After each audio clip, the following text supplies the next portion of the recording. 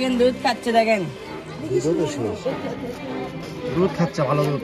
এই মোড়া পৌরসভার সামনে মোড়া সীমান্ত নামের চ্যাংড়ার বাসাতে সাপ বাড়াছে, ওখানে আমাকে ডাক দিছে, সেখানে দেখি সাপ একটা দেখি চলাফেরা করেছে, করতে করতে দেখি খমের মধ্যে উপর লাগছে, এখন টেনে বের করছি গোমা। তারপরে একটা ধরার পরে দেখি আস্তে আস্তে এই বাড়ির মুখের থেকে তারপরে দেখি আরো দেখি আস্তে আস্তে কানি দিয়ে বাড়াচ্ছে, তারপরে পরে মনে হয় একটা একটা করে ধরছে, পরে একটা একটা করে লাঠি দিয়ে হাত দিয়ে ধরছি, তারপরে বালতি মনে তুলছি। তাও 25-30টার মতন কামড় মারবার লাগছে তো, কিন্তু পারে নাই।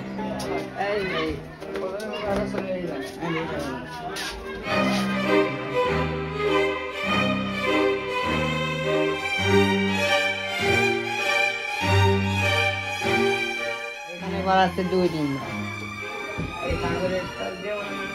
কাল রাত্রে বিকেলবেলা বাড়ির ভিতর 2-3টা সাপ ঘোরাফেরা করছিল। সেই সময় আমার পাড়ার এক বোন আমাকে বললো যে ভাইয়া এখানে তো সাপ বাড়াচ্ছে, একটু ব্যবস্থা নাও। তো আমি গেলাম, দেখি যে অনেক কটি ইন্দুরে খামা ছিল, ওই যে সাপ বার হচ্ছিল। তো সব ইন্দুরের খামাগুলো বন্ধ করে দিলাম। বাইরে একটা ইন্দুরের সাপ যাওয়ার একটা রাস্তা ছিল, সেই জায়গাতে যখন বন্ধ করে দিল, সব বন্ধ দিল ইন্দুরের খামাগুলো, তখন ওই দিকে যখন যাতায়াত করেছিল সেই সময় ধরা হয়েছে। তখন 2-3টা ধরলাম, দেখেছি হচ্ছে না, তখন অনেকগুলো বাড়াচ্ছে। তখন আমরা যে আরও কিছু চ্যাংড়া ব্যাংড়া নিয়ে আমরা বাড়ি ঘর ভাঙচুর করি, ভেঙে খুঁড়ে মনে যে এই সাপগুলো উদ্ধার করা হয়। সাপটির নাম হলো খইয়া গোখরা, আমাদের এলাকার ভাষায় বলে হলো মাইটা গোমা। এটা হলো পৌরসভার পাশে, প্রায় অনুমানিক 20টা কাছাকাছি। প্রথমত আমাকে উপজেলা নির্বাহী অফিসার শেরপুর স্যার আমাকে ফোন করে যে শেরপুর পৌরসভার মধ্যে উত্তর শাহপাড়া একটা জায়গায় কয়েকটা গোখরা সাপের বাচ্চা পাওয়া গেছে, এবং সেগুলো কী অবস্থায় আছে আমি জানতাম না। পরে আমি খোঁজ নিয়ে জানতে পারলাম সাপগুলো কোনোভাবে তারা রেস্কিউ করে একটা পাত্রে রেখে দিয়েছে, এবং সেখান থেকে আমরা সেই পাত্র সহ নিয়ে নিরাপদ একটা পাত্রে রেখে আমরা এই উপজেলা নির্বাহী অফিসার বরাবর নিয়ে এসেছি।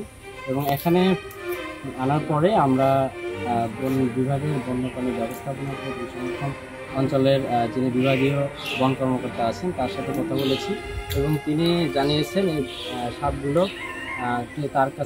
তার মাধ্যমে তিনি ঢাকা পাঠাবেন। তো আমরা বন বিভাগের সাথে পরিবেশ প্রতিরক্ষা সংস্থা স্বেচ্ছাসেবী হিসেবে আমরা 2020 সাল থেকে শেরপুর উপজেলার বিভিন্ন জায়গায় বন্যপ্রাণী রেস্কিউ এবং রিলিজ করে থাকি। এটা মূলত খইয়া গোখরা, এবং এটি বিষধর প্রজাতি, এবং এটি বিষ ধারণ করে, এবং এটা যদি কেউ কামড় দেয় তাহলে মানুষের মৃত্যু অবধারিত যদি তাকে অ্যান্টিভেনম না দেওয়া হয়। তো যদি এই সাপটা আমাদের শেরপুর উপজেলার কোথাও দেখা যায় বা কাউকে কামড়ায়, তাহলে সে অবশ্যই আমাদের শহীদ জিয়াউর রহমান মেডিকেল কলেজ হাসপাতালে নিয়ে যাবেন, এবং যত দ্রুত সম্ভব, তাহলে অ্যান্টিভেনম দেওয়া হইলে সে সুস্থ হওয়ার সম্ভাবনা থাকে।